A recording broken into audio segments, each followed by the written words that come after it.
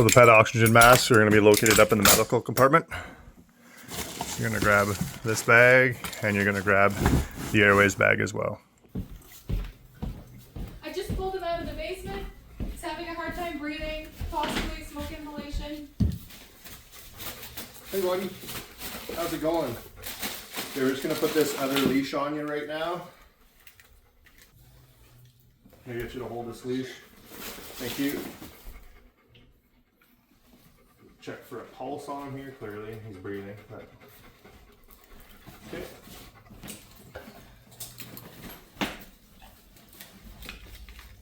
Now I consider this a large dog, so I'm going to grab a large mask out of the bag. It's 5 to 7 liters per minute, so I'm going to set my regulator between 5 and 7.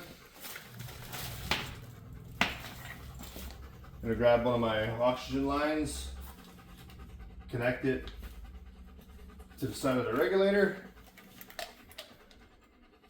connect it to the front.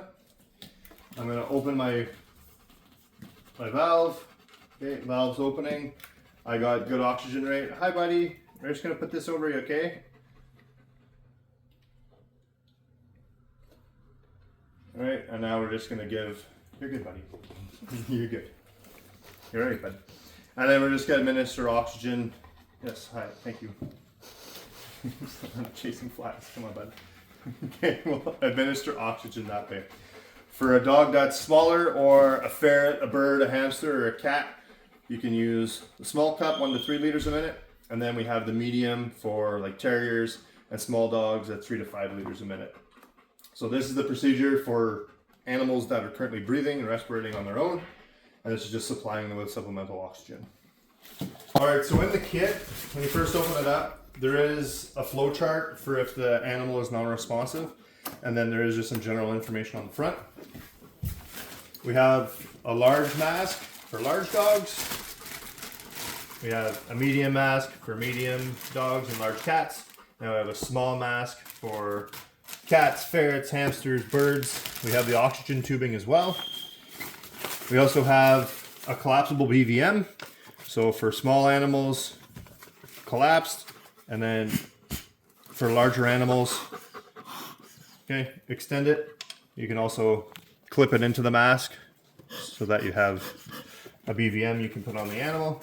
And then we also have a supplemental leash in as well. For cats, you can throw the cat in the bag, tighten it up so it's just the cat's head coming out to prevent you from getting clawed and scratched. And then you can go ahead and you can put the mask here on the front.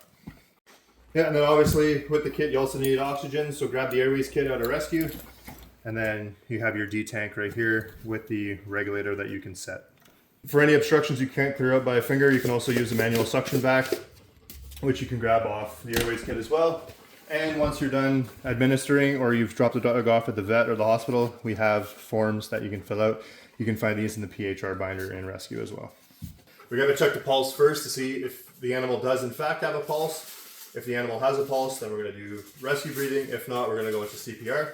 So down on the back of the leg, just squeeze the leg, and one of your 3 fingers, you should pick up a pulse. Clearly Viper's awake and happy right now, so I have a strong pulse.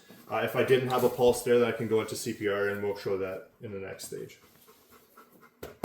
So landmarking on large dogs, you're going to go with the widest part of the thoracic cavity. For narrow-chested animals, either in the left or right recumbency, 1/2 to 1/3 the width of the chest deep for your compressions at a rate of 100 to 120. For wider dogs, you can put them in the dorsal recumbency, so on their back, and then again you're going to do chest compressions on the widest part of the chest as well. Go. All right, for animals less than 22 pounds, you can do circumferential CPR, so hold the dog like you would an infant, or the cat, the small animal, and you're just going to squeeze on the thoracic cavity as well, 100 to 120 beats per minute. Okay, so we have our unconscious animal. We've checked the pulse. We have no pulse. So we're going to select our BVM. We're going to put the snout of the animal inside the BVM so that the black seal creates a seal. And we're going to start at a rate of 15 to 2 compressions. If we have 2 rescuers, we can do a rate of 1 to 1. So we're going to do 15 compressions. You can either do it single-handed or you can do double-handed.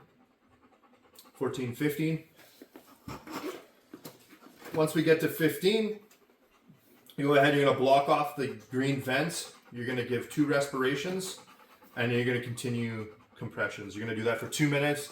Then you're gonna reassess the pulse, see if you've regained a pulse or not. In the meantime, if you do have an additional firefighter, they can start hooking up a D tank to the BVM so they can supply 100% O2 to the animal. Now, if it's a larger animal, go ahead and you can extend the BVM. Again, block off the green ports. 2/3 bag depth compression. Look for adequate chest rise and fall on the animal, and you can supply them with air. Remember, guys, train hard, train often, make grabs, save dogs, go home safe.